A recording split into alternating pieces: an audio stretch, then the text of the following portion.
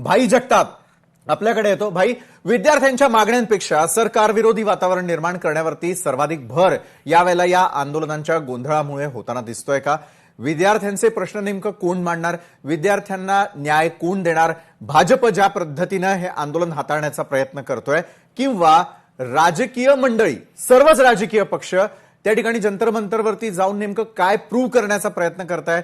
विद्यार्थ्यांचे प्रश्न कोण सोडवणार? भाई जगताप, प्रथम आपल्याला विशाल एक गोष्ट सांगू इच्छितो. रुबीन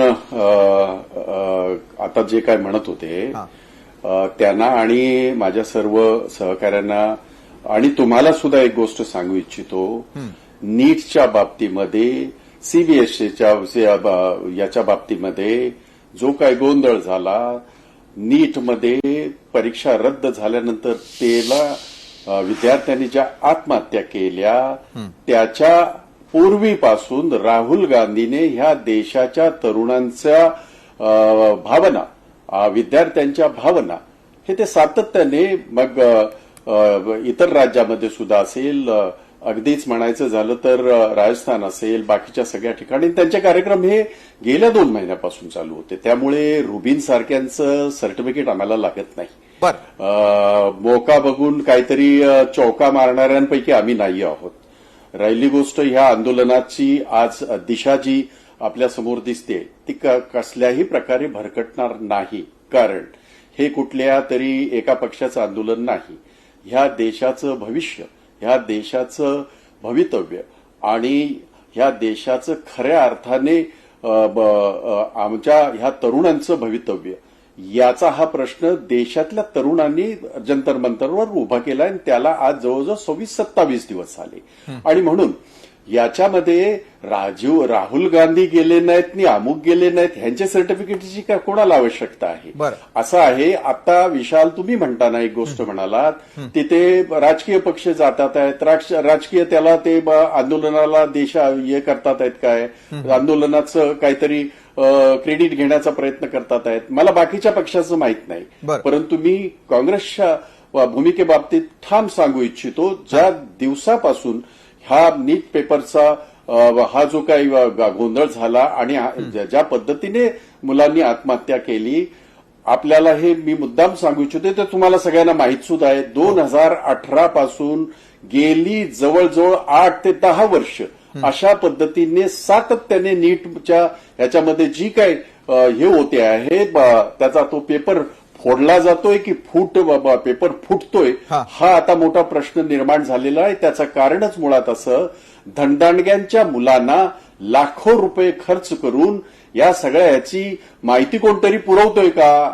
असा संशय निर्माण झालेला आहे. गरिबाची मुलं आपल्या जमिनी विकून आपल्या आयुष्यातलं जे काय त्यांनी जमवलं ते सगळं डावावर लावून त्यांनी अभ्यास करायचा, त्यांनी त्याच्यावर परीक्षा द्यायच्या आणि त्या अचानक रद्द व्हायच्या आणि याच्यातून त्या धक्क्यातून जे काय 13 मुलांनी आत्महत्या केलेली आहे, हा देश विसरू शकणार नाही.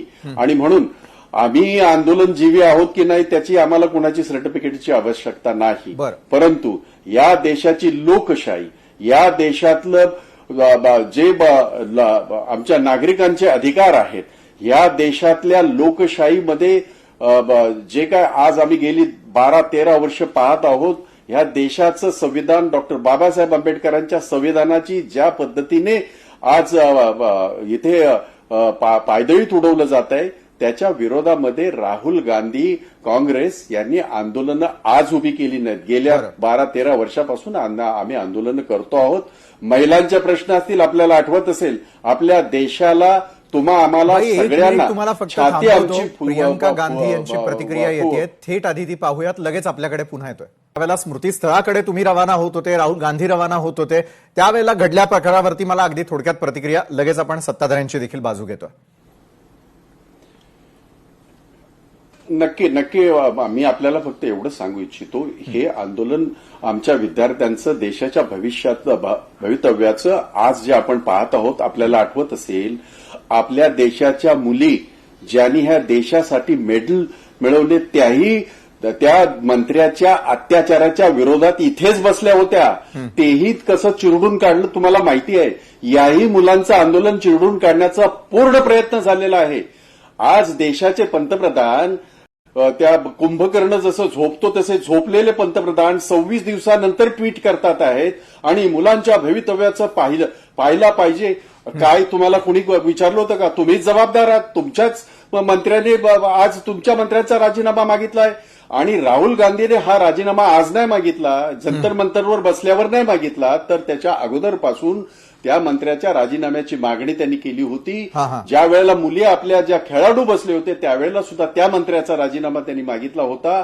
राहिली गोष्ट आताच्या आपण याचं जे म्हणत आहात, आपण एक लक्षात घ्या की प्रियांका गांधी म्हणाल्या त्या खरं आहे की ह्या देशासाठी ज्यांनी आयुष्य वेचलं, ह्या देशासाठी ज्यांनी आपल्या प्राणाची आहुती दिली, आज या मुलांच्या भवितव्यात आज त्या मुलांना ज्या पद्धतीने मारलं जात आहे, 150च्या पेक्षा जास्त मुलं त्या दिल्लीच्या सगळ्या हॉस्पिटलमध्ये कुणाचा पाय तुटलाय, कुणाचा हात तुटलाय, कुणाचं डोकं फुटलंय.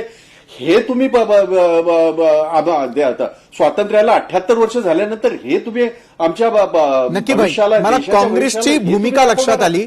आज आपल्या शो मध्ये या संदर्भातली चर्चा सुरू असताना थेट दिल्लीमध्ये काय चालू आहे, स्मृती स्थळावरती काय चालू आहे याचे दृश्य देखील तुम्हाला थेट प्रक्षेपणात पाहायला मिळतात. लोकशाही मराठी ऐका, पहा, जागरूक रहा.